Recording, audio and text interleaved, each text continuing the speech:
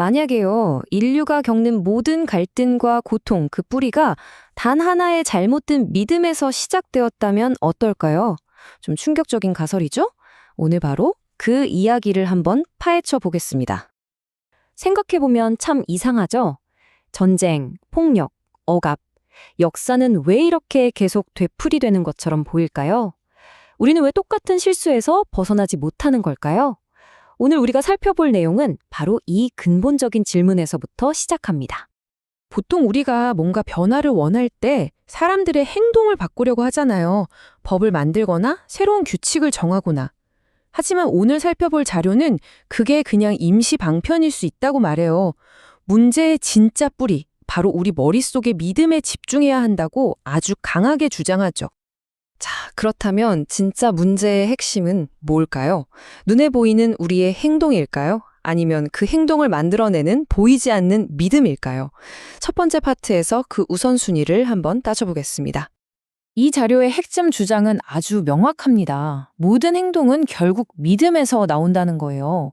자, 살인을 한번 예로 들어볼게요. 누가 그냥 죽여! 이런다고 사람을 죽일까요? 아니죠.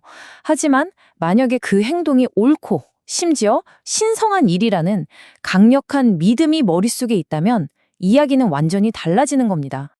심지어 우리가 그냥 이건 무의식적인 거지 라고 생각하는 그런 자동 반응조차도 예외가 아니라고 합니다. 이것도 결국엔 우리가 이건 가능해, 아마 이렇게 될 거야 라고 믿는 것에부터 나온다는 거죠. 그러니까 모든 것의 시작점은 결국 믿음이라는 겁니다. 아니, 그러면 인류의 온갖 갈등을 일으키는 이 강력하면서도 잘못된 믿음들은 도대체 어디서부터 온 걸까요? 이제 그 기원을 한번 추적해 보겠습니다. 이야기는 아주 먼 옛날 우리 인류의 시작으로 거슬러 올라갑니다. 초기 인류는요, 천둥번개나 가뭄 같은 걸 보면서 도저히 이해할 수가 없었던 거예요. 그래서 이걸 설명하려고 보이지 않는 강력한 존재, 그러니까 영이나 신 같은 걸 상상해낸 거죠. 그리고 이 신들이 변덕스러우니까 이들을 달래고 기쁘게 하려고 온갖 종류의 제사나 의식을 만들어냈습니다.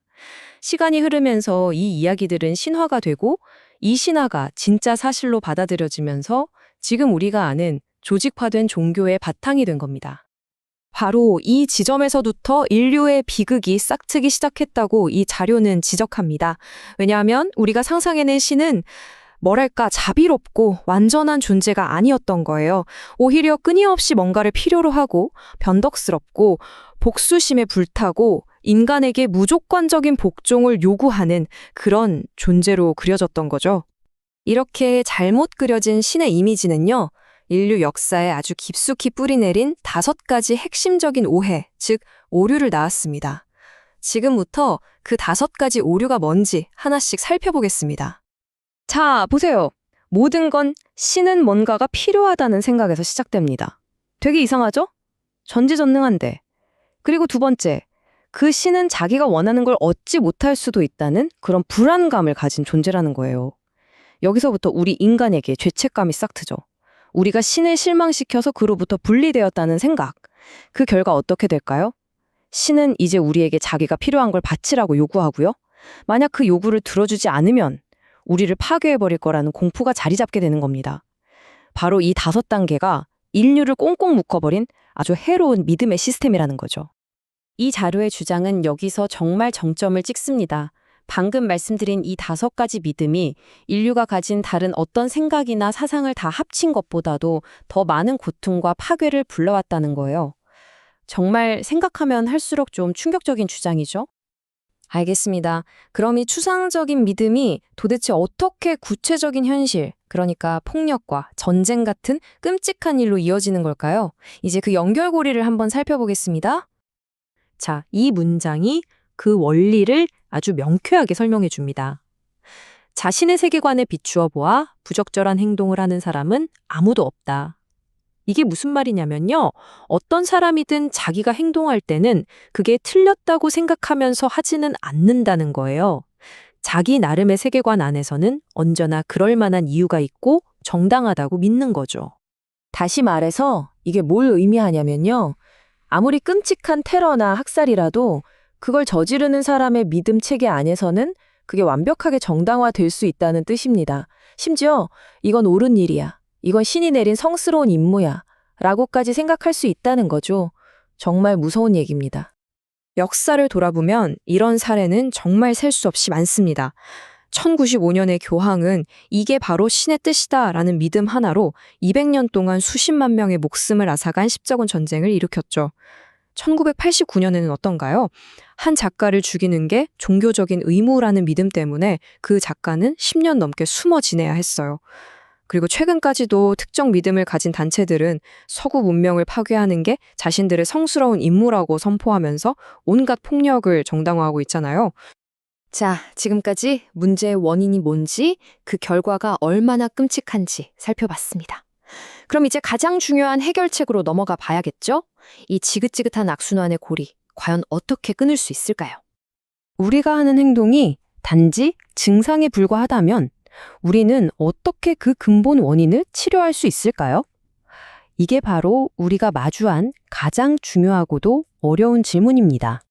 그런데 그 해답은 놀랍게도 우리 바깥이 아니라 안에 있다고 합니다. 다른 사람이나 다른 집단의 행동을 바꾸려고 애쓰는 게 아니고요. 바로 나 자신, 나의 믿음을 바꾸는 것에서부터 시작해야 한다는 거죠. 변화는 전적으로 내면에서부터 시작되는 과정이라는 겁니다.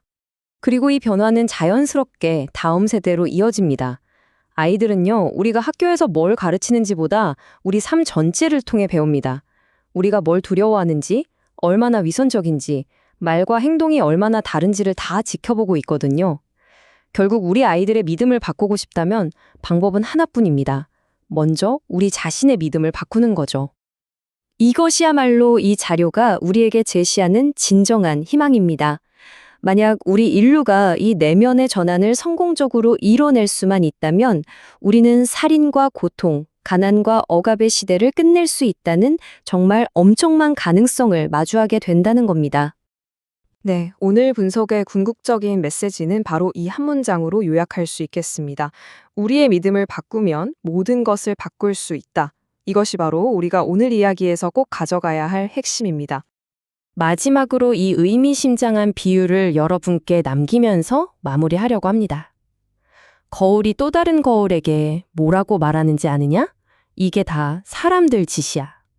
어쩌면 우리가 세상에서 보는 이 모든 갈등과 폭력은 결국 우리 안에 있는 믿음이 서로를 비추고 있는 모습은 아닐까요? 한번 깊이 생각해 볼 문제입니다.